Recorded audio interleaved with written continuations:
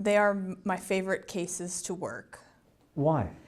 Because you've got victims that have been waiting for answers for a very long time, and it is my goal to actually give them those answers.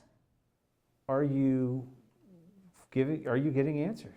We are. I feel like we're making real progress on these cases, and it's something that I don't know that I did not expect to make the progress, but I feel like when we began the work on the backlog, I thought more of the work we were going to be doing was going to be due to the backlog initiative, but what ended up happening was while we were waiting for these DNA hits to come back, we did our own legwork, our own boots on the ground legwork, and were able to come up with some real interesting findings. This spreadsheet is ingenious, but people aren't doing this. People hadn't been doing this. How did you come up with this idea? Well, so what happened when we originally were given the case files for all of the cases that were in the backlog. And I'd like to talk about the backlog a little bit as well. Yeah, we'll get to that. Okay. When we originally pulled all the case files for the cases that had kits that were in the backlog, we were waiting. We wanted to go ahead and start some sort of investigation on these cases before we started getting the hits back from the DNA. And so we just figured that we needed to do something like the spreadsheet, something to kind of track what the cases even were, the area. It was interesting because now we're Louisville Metro. Before it was Jefferson County Police Department, Louisville Police Department, and they didn't have a lot of communication. So we're finding that sometimes the serial offenders were moving in and out of the different areas, and they didn't know. The police didn't know. They would have had no idea because they didn't have a spreadsheet. Right. They didn't talk to each other. And there were no computers, and everything was done on paper. So it wasn't as easy as it is today. So what was it like when you're in that closet with Detective Pedigo and the first time you start putting two and two together, like, oh my God, this works? Once we started realizing what we had, it was almost like it lit a fire because we wanted to continue. We wanted to help. We wanted to pull as much information possible to find closure for these poor victims. So it just lit a fire. That fire burns pretty bright, doesn't it? It sure does. What was your thought when you laughed there when I said it burns bright? I mean, it's like our drive. Like at this point, like we have put so much work into this. It is what we do. It is who we are. All we want is to continue and finish this. I don't want to call it a project because to me it's not a project. This is like what I'm supposed to do. It's your calling. Yeah. And we'll get into the DNA backlog, I promise. We'll come back to the DNA backlog. But you'll have to call these victims, even if there was no usable DNA or no DNA hit. Some of these women have moved on from their lives or have tried to put the worst experience of their life behind them, and you're reopening these wounds. Well, so if there's no evidence in their kit, we work with the Center for Women and Families. We're partners with them, and they have advocates that are the ones that are reaching out and explaining to them. But in some cases, just because there was no evidence in the kit doesn't mean there isn't still evidence in the property room. Wait, so there might be something hidden that they wouldn't have thought of getting tested all those years ago? Yes, we're looking into that at this point. We're trying to find out what else there could be, because the backlog initiative all across the country was to test rape kits. The kit itself may not have been the only evidence that was there. So this DNA backlog, the state sunk millions and millions of dollars into this. Well, we don't always hear about the cases popping. Was it worth the investment? Absolutely. I feel like the closure that has brought lots of people is definitely worth the investment. I feel like a lot of the investigations that went on a long time ago, you know, the 70s, 80s, even some into the 90s, the investigators did a good job, but at the time, there was not the technology to test the kit against an unknown suspect. They could test it against a known suspect, but not if the suspect was unknown. So the idea was, well, we'll take this kit, we'll put it on the shelf. If one day we have a known suspect, then we can test it. Well, most of those kits, there was never a suspect, you know, generated, so they were never able to conclude who it belonged to. When CODIS was invented, the funding just wasn't there to take, you know, all these kits from past years and put them into CODIS. And then obviously there were some grants that came into play, the Danny Grant and now the Saki Initiative, that are paying for these kits to be tested. And it's been incredible, the result. And we have had many, many victims that are so incredibly grateful to know that they were not forgotten. How big of a thing is it for you to let them know they weren't forgotten? It is everything. It's like that's my meaning. All that I want to do is bring closure for people that have been waiting for this for 30 years. Some of these people don't want to be involved. They get a call and they can't take it. A lot of the time, talking about sexual assault is like reliving being sexually assaulted. So for some victims, they can't do it. They've put it behind them and they can't do it. And the last thing that we want is to make them relive it. However, in some instances, when we have just been able to say, this person is dead, or this person is he can't hurt you ever again. Even though they don't want to prosecute, we hope that gives them some closure. Putting a name to the rape all these years later, does that help? I think it does. I mean, I think it probably depends on the victim, but it seems for all the victims that I've talked to, like most of them have needed that closure. Why do you do this? You know, I grew up, my grandmother and mother were victims of domestic violence, and so I was raised in a way to believe that, you know, females should be empowered, and I try to help other females feel that way. Is this line of work personal for you? Absolutely. How do you then keep it personal in a professional way and not, how do you let go of some of this stuff when you go home? I don't know the answer to that. That's something I'm not very good at. You know, it's one of those things when I just feel like this is what I'm supposed to do. So it's not something that I let go.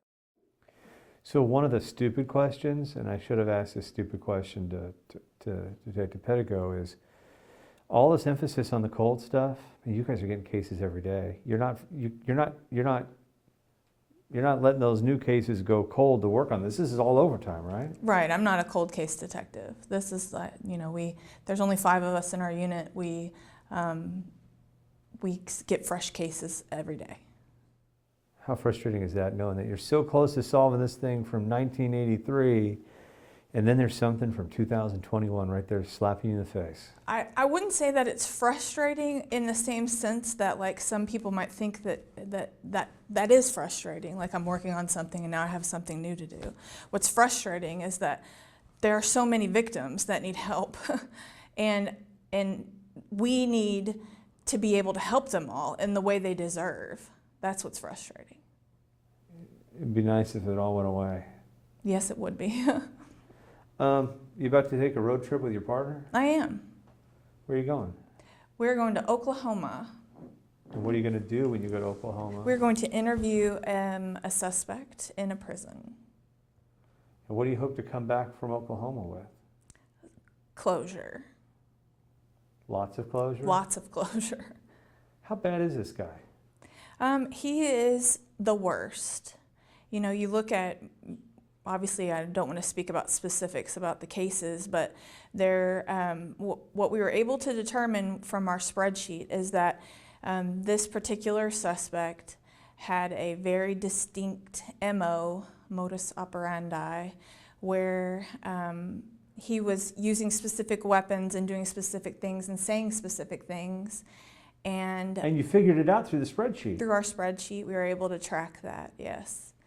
And what's sad is that, you know, it continued, and he eventually was caught, and it was in a different state, and we don't know how many other states he could have been to or done this, and it's one of those things where we're not going to stop until we know. What would be how happy would you be to come back from Oklahoma with the souvenir of a signed confession? I would love to bring that many people closure. I think that would be the highlight of my career. Has this work, and especially this person that you're talking about now, has this work revealed that there were serial rapists in our midst that we just didn't know about? Absolutely. We're starting to get like statistics that say that like a rapist, 35 to 38% of the time will be serial. And it really does seem that way from what we're looking at in our spreadsheet, in what we're getting back as far as the hits from the backlog, is that there's a lot of serial rapists. Do you think people will be shocked to know just how many serial rapists have been working in our area through this time period? Yes. Something that's interesting to me is that as a detective in Louisville, I mean, just for the last couple of years, I mean, I've been in the unit for 3.5 years. I myself have arrested several serial rapists. It's not something that I think is really well known. I think that's probably because since our victims have the right to privacy, there's not a lot that's talked about, but they're amongst us. What would you tell a victim who isn't sure about coming forward or cooperating? You know, and that's what I touched on that a little bit, is that it's hard for victims to talk about their assault because it is, a lot of the time, makes them relive that moment. And having to relive it over and over again is very difficult for a victim. But a rapist, the reasoning behind it is usually all about power and control. And I always tell my victim to take back their power and control. And that is what I want from doing this news story, is for women to know to take back their power and control. And the only way to do that after this kind of an event is to cooperate? Well, I think that if they feel that it would give them closure to put someone behind bars and to let them know they will never do that to them again, then they would feel empowered. Your partner described you as a bull who's sharp as a tack and sharper and stronger than steel. Are you that bull? Are you someone to fear? You seem nice. You haven't screamed and yelled at me or anything, but are you a bull when you get on? I am. I don't stop. What about him? How do you describe him? He is the type of person that will always do the work to make sure we get the proper end. He's very hardworking, and I'm just lucky to have him as a partner. I heard that interview that he did with the lady from 1983, and you could sense he's this guy who, you know, people can trust, people want to talk to, who they can connect with. That's the real deal, isn't it? Absolutely. And that's true. I mean, he's not that, the connection between that victim and my partner is real. It was real. And that's the way we try to handle our cases. We try to do that with our victims, because this is one of normally the most horrific thing that they've ever experienced in their lives. What we're finding is these women from the backlog, when we speak to them 30, 40 years later, are still as damaged and scared and upset about it as they were in their original recording of their statement. You know, I'll talk to women that, you know, this is 30 years ago, that cry like it just happened. And you think of how hard that has been for them their entire life. It's played some kind of a role. And so like Detective Pedigo, when he met with the victim in that case, he bonded with her. I mean, he honestly wanted to do everything he could to give her that closure. And when you hear those women relive this crime, and you talk about how you can see the damage that's been done, how much does that motivate you to find the truth and hold the rapist accountable?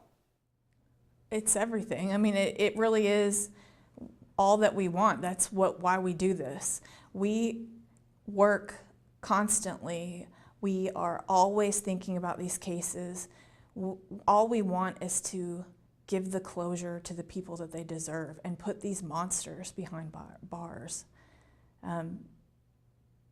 It's a drive that I've never known. So, in the end, why is it that you do what you do?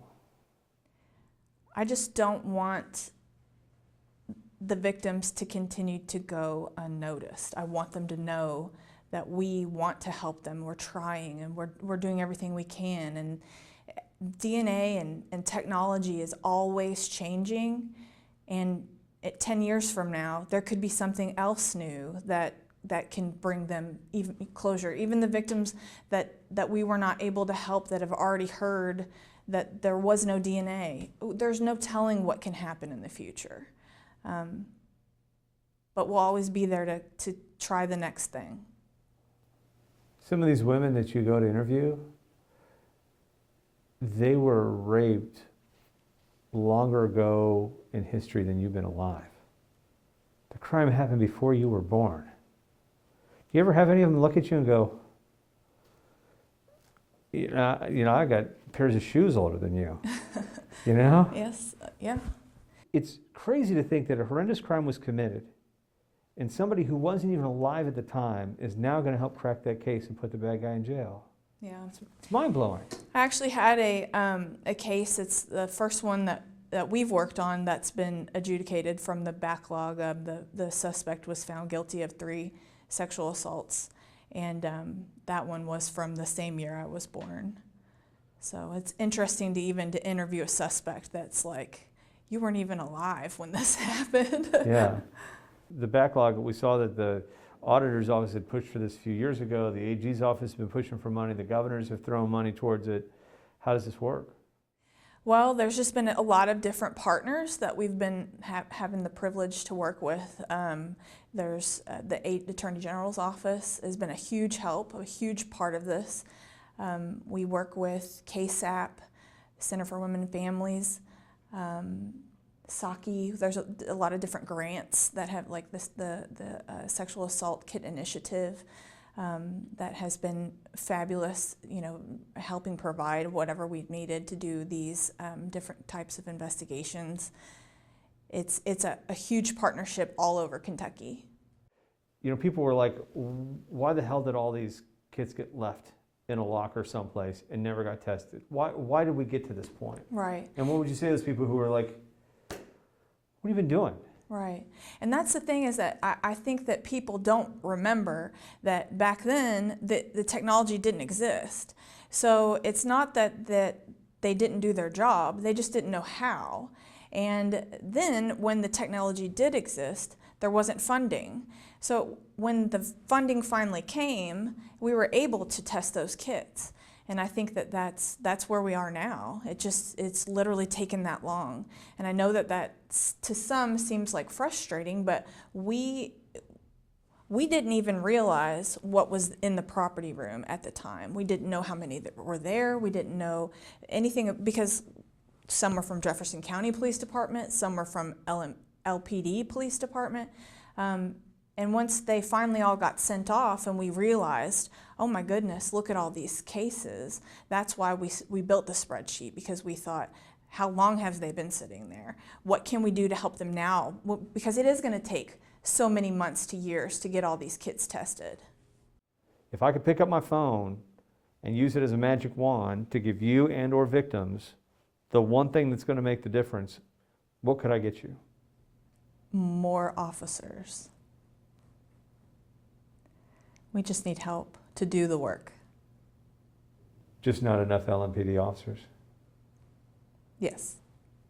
Rank and file and detectives and Yes, from the bottom, boots on the ground, all the way up. so I just asked you if there's anything I could do with a magic wand to give you and victims what you need to come in and give closure and solve these crimes.